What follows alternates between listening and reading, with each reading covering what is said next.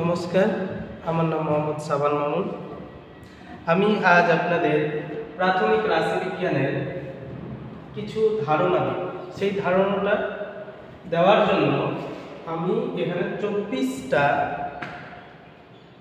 সংখ্যা লিখেছি। এই সংখ্যাগুলো কাঁচা তথ্য বলা যাবে। একটা স্কুলে 24 জন ছাত্রের 80 নম্বরের যদি পরীক্ষা হয়, একটা 24 জন ছাত্রের প্রাপ্ত নম্বরের তালিকা এরকম দেওয়া হলো যে এই ছাত্র হয়তো পেয়েছে। তো এই ছাত্রগুলোর এই নম্বরগুলোর মধ্যে সর্বোচ্চ নম্বর আর সর্বনিম্ন নম্বর একটু দেখে নিই কত কত আছে। সর্বোচ্চ নম্বর যদি আমি দেখতে যাই যে সর্বোচ্চ নম্বর কত আছে, এখানে সর্বোচ্চ নম্বর আছে গিয়ে কত 76। সর্বনিম্ন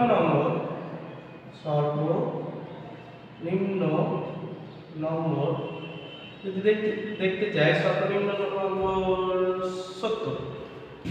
তাহলে এই যে একটা তালিকা আছে, সেই তালিকাটার মধ্যে প্রসার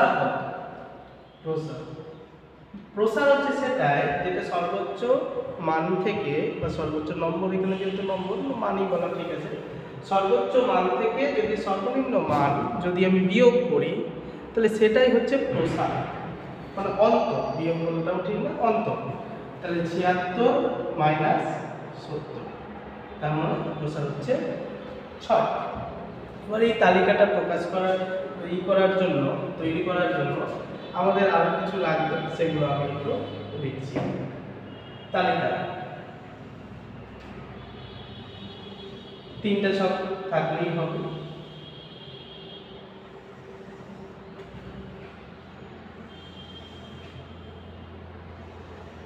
প্রথমটাতে লিখছি নম্বর, তারপরটাতে লিখছি ছাত্রছাত্রীর সংখ্যা,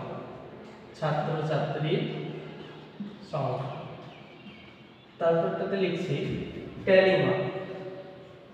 ট্যালি মার্ক। নম্বর তো সবথেকে কম নম্বর তো 70 আছে, তাহলে 70 লিখে দিব। 70 এর পর 71 আছে কি না? 71 নাই, তাহলে 71 লেখার দরকার নাই। 72 লিখব। 73 আছে, 74 আছে, যেটা থাকবে না সেটা লিখবো না। 75 আছে, আর একটা আছে 76। ছাত্রছাত্রীর সংখ্যা এবার আমাকে গুনতে হবে, কোনটা কত আছে। 70 আছে কটা? একটা, দুটা, তিনটা, চারটা। তাহলে 70 আছে 4 জন ছাত্রছাত্রী। 72 কটা আছে? একটা, দুটা, তিনটা, চারটা, পাঁচটা। তাহলে 72 আছে 5টা। 73 কটা আছে? একটা, দুটা, তিনটা, চারটা, 5টা। 73 আছে 5টা। 74 কটা আছে? একটা, দুটা, তিনটা, চারটা, 5টা, 6টা, 7টা, 7টা আছে 74। 75 একটা, দুটা আছে। 76 কটা আছে দেখি? একটা আছে। এগুলো যোগ করলে অবশ্যই 24 পাওয়া যাবে। 5 আর 4 9, 9 আর 5 হচ্ছে 14, আর 7 হচ্ছে 21, 22, 23 আর 24। তাহলে মোট পরিসংখ্যা হয়ে গেল, মোট পরিসংখ্যা 24।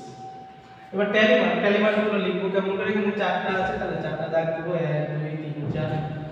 5 আছে মানে 5টা দাগ দিব না। 1 2 3 4, আর এদিক দিয়ে একটা কেটে দেব, তাহলে এটা হয়ে গেল 5। এখানে 5 আছে, 1 2 3 4, এদিক দিয়ে একটা কেটে দেব, তাহলে 5। 7টা আছে, তাহলে 1 2 3 4, এটা দাগ, এটা 5 6 7। দুটো আছে মানে দুটো দাগ দিয়ে দেব। তারপরে এখন এটাই হলো গিয়ে পরিসংখ্যান বিভাজন ছক। ঠিক আছে, এরপর থেকে আমরা পরের ক্লাসে